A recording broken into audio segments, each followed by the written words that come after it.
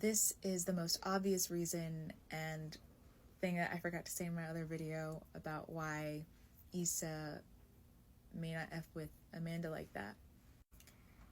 In the interview with Shannon Sharp, Amanda admits that it took her a while to come to terms with the fact that colorism isn't a two-way street. Essentially, liking it to reverse racism.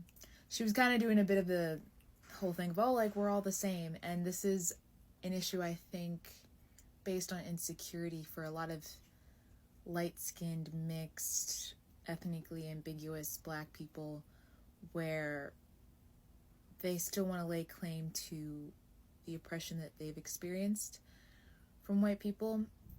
And then it becomes hard to admit, hey, my light-skinned privilege is parallel to white privilege in that there are certain moments where I should not speak. And there are certain moments where I have to speak in order to uplift other people. And it can be very uncomfortable and complicated having to reconcile that paradox of being so disenfranchised but also so privileged.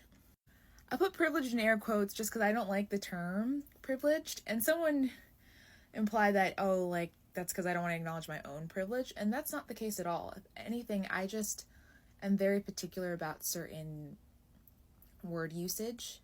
I think the connotation of privilege and the actual definition of privilege is distracting, and that we should have a term that properly highlights the intersectionality of power, so that people can understand from the jump, from the term, that you can be a victim and a villain, you can be a victim and an advocate, you can be disenfranchised and empower others at the same time. Something that highlights the paradox of intersectionality.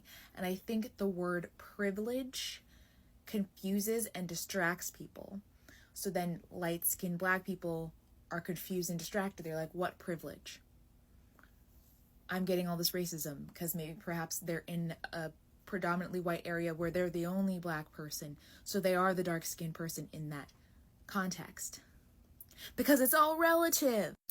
So yeah, I think Amanda Seales in the past has gotten confused and distracted by the terminology of light-skinned privilege, of privilege in general, as many of us have.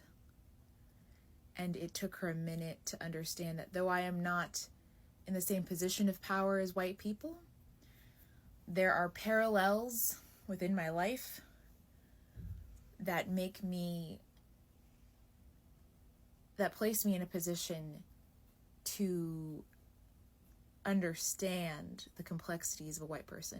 And that's a tough thing as a Black person in America to admit that, oh my God, I'm in a situation where I need to be held accountable in a way that I'm holding other people accountable, or that I make mistakes in a similar way that I've seen people make mistakes that have harmed me. It's a really uncomfortable position to be in, honestly. And that lack of accountability or lack of awareness is, I think, what contributes to Issa's potential annoyance of Amanda Seales. Because she said she's like, oh, I confused you for the character Tiffany, and Tiffany seems like one that would lack awareness even more so than Amanda Seales, and I think it's like a broad brushstroke because that character was flat, bro. That character, they could have gave her more. But yeah, that's my take. Please don't come for me. But if you want to come for me, please do so respectfully. Thank you.